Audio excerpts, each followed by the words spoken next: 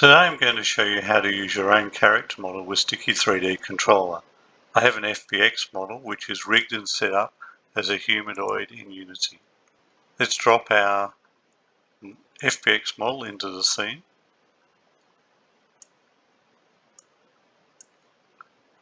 And I'm going to create an empty game object and call that Player Jane. And I'm going to drag my FBX model into that new game object. I'm going to reset the child transform position. Let's just move that up a bit so we can see it on the scene. On my parent game object, I'm going to add a sticky control module. I'm going to give Jane a mass of 55 kilos. On the collide tab, I'm going to give her a height of 1.62. And as the pivot for this character is at the feet, I'm going to set the pivot to center Y of half the height.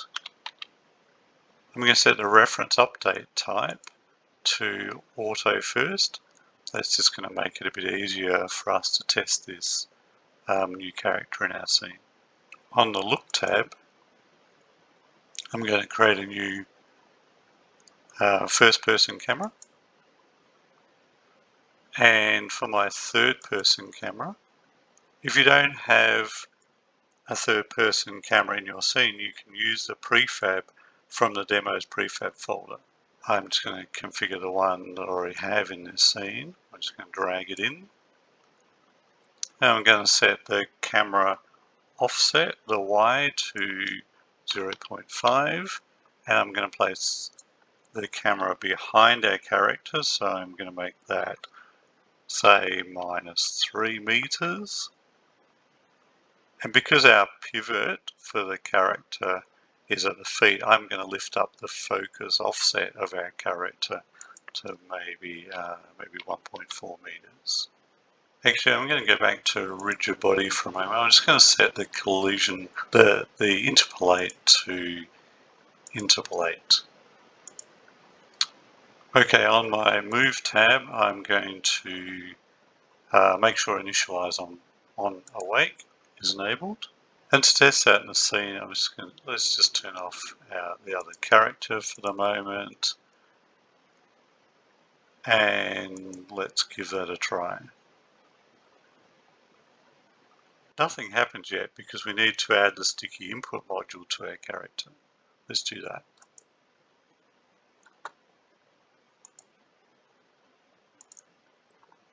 Let's give that another try. Okay, we can move our camera around a bit, and yeah, our character doesn't seem to do an awful lot. I can jump, but it looks pretty ordinary. In my project under demo animations, we can see we have demo animated controller. I'm just going to create a duplicate of that. I'm going to rename it Jane Controller, and I'm going to drag it just up into my game project. And then kind of come back to my Player Jane, and on the model I can see we have an animator, and we're going to drag that in.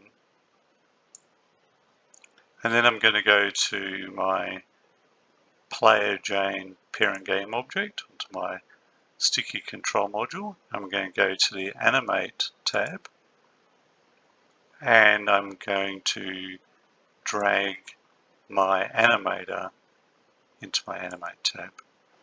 I'm just going to go back into my animator and turn off apply root motion. On my animate tab, we see we have no animation actions here, and we could go and create those, but in this case I'm just going to take a shortcut. I'm going to go back to my player Bob, and I'm going to export those existing animation actions, which is going to send data from our character to our player Jane, while she's walking around in the scene. So I'm going to say export to JSON. I'm just going to save this, maybe I'll save it in my player game folder. This is just a temporary text file basically, which has those animation actions in it. Then I'm going to go back to my player Jane, and we're going to import those ones we just saved. Let's go to my game, here they are. Let's try that now. So my character can walk around.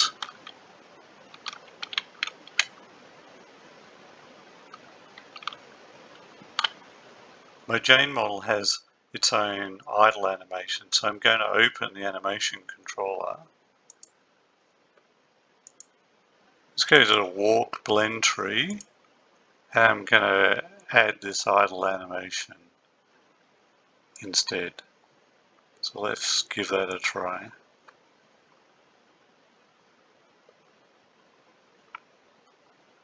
So yeah, now she has her own idle animation.